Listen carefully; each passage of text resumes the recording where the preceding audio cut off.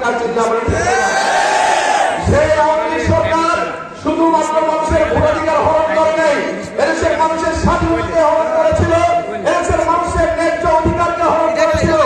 যে কারণে আমরা দেখেছি 24-এর 5ই আগস্ট এদেশের সকল মানুষ ঐক্যবদ্ধভাবে ছাত্র জনতার গণ অভ্যুত্থানে আওয়ামী লীগ সরকারের এদেশ থেকে পালাতে বাধ্য হয়েছিল। কিন্তু বন্ধুগণ, এখান থেকে আমাদের শিক্ষা কি? বারবার এদেশে গণ অভ্যুত্থান হয়েছে, বারবার এদেশের মানুষ লড়াই করেছে, সংগ্রাম করেছে। এদেশের মানুষ কি সবসময় লড়াই সংগ্রাম করেই যাবে? না, এ হতে পারে না। সামনের আগামী যে বাংলাদেশ, আমরা কোন স্বাধীনতাবিহীন বাংলাদেশ দেখতে চাই না। আমরা চাই সকল মত পথের বাংলাদেশ, ইসলামী আন্দোলন বাংলাদেশ প্রত্যাশা করে এদেশের মানুষ তার অধিকারগুলোকে সামনে রেখে সুন্দরভাবে এদেশে বসবাস করবে, সেরকম একটি সুন্দর বাংলাদেশ প্রত্যাশা করে। সেই জন্য সামনে একটি নির্বাচন আছে, আপনারা জানেন, আপনারা সবকিছু জানেন। এই রায়পুরার মাটিতে প্রায় দীর্ঘ সময় ধরে একটি দলের কাছে কুক্ষিগত ছিল এই রায়পুরা আসন। আমরা দেখেছি একজন ব্যক্তি রায়পুরার সকল মানুষকে পকেটে করে ঘুরত এবং দম্ভ করে বলতো, রায়পুরার মানুষ কারো আমার সামনে কথা বলার শক্তি নেই, এগুলো বলতো তিনি। আমরা শুনেছি উনি বারবার দম্ভ প্রকাশ করত। উনি রায়পুরার মানুষের অধিকার হরণ করেছে। দীর্ঘ সময় রায়পুরার মানুষ তাদের মনের কথা বলতে পারে নাই। একইভাবে যেমনি ভাবে রায়পুরার মানুষ কথা বলতে পারে নাই, ঠিক তেমনি ভাবে এই রায়পুরার মাটিতে ইসলামের অগ্রগতিকে থামিয়ে দেওয়ার চেষ্টা হয়েছিল। তিনি অনেক আলেম ওলামাদেরকে এই রায়পুরায় অবাঞ্ছিত ঘোষণা করেছিলেন। কিন্তু আজকে আমরা প্রশ্ন করতে চাই, তিনি আজকে কোথায়? তিনি তো জনগণ ছাড়াই অবাঞ্ছিত হয়ে গেছেন, আমরা খুঁজে পাই নাই।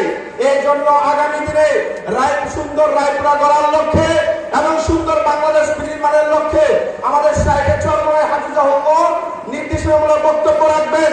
তার আগে আমি রায়পুরার ব্যাপারে দু একটি কথা বলতে চাই। প্রিয় বন্ধুগণ, আমরা রায়পুরার সন্তান। এই রায়পুরা নরসিংদী জেলার 3 ভাগের 1 ভাগ জনগণ বসবাস করে, কিন্তু দেখলে আমরা দেখবো নরসিংদী জেলার মধ্যে সবচেয়ে বেশি পিছিয়ে থাকে রায়পুরার মানুষ। উন্নয়নের ক্ষেত্রে পিছিয়ে, একইভাবে আমরা দেখি রাস্তাঘাটের ক্ষেত্রে পিছিয়ে। আমরা দেখি এই রায়পুরার উপর দিয়ে গ্যাসের লাইন গিয়েছে, কিন্তু রায়পুরার মানুষ অনেক জায়গায় গ্যাস পায় না।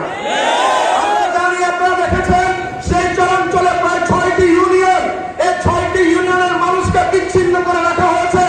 চরাঞ্চলের মানুষ যদি জেগে ওঠে, চরাঞ্চলের মানুষ যদি তাদের কন্ট্রিবিউশন রাষ্ট্রের জন্য করতে পারে, তাহলে রায়পুরার আরো উন্নয়ন হতো।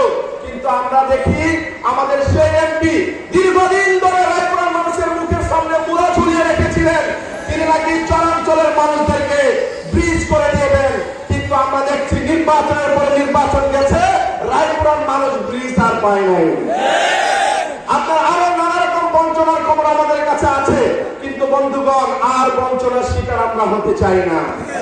আগামী দিনে রায়পুরায় আমরা দেখতে চাই জনগণের এমপি। আগামী দিনে আমরা রায়পুরায় দেখতে চাই জনগণের জন্য যে নিবেদিত থাকবে, জনগণকে যে কথা দিবে এবং কথা অনুযায়ী কাজ করবে, এরকম একজন মানুষকে আমরা এমপি হিসাবে দেখতে চাই। আপনারা বাছাই করবেন, সেটার ব্যাপারে আপনারা সিদ্ধান্ত নেবেন, সেই প্রত্যাশা জানিয়ে আমি আমার সংক্ষিপ্ত বক্তব্য শেষ করছি। এবং আমি আমাদের প্রিয় নেতা শাইখে চরমনাইকে রায়পুরার বাসীর পক্ষ থেকে অভিনন্দন জানাই এবং ওনাকে বলতে চাই, আগামী রায়পুরা হবে হাত পাকার রায়পুরা ইনশাআল্লাহ।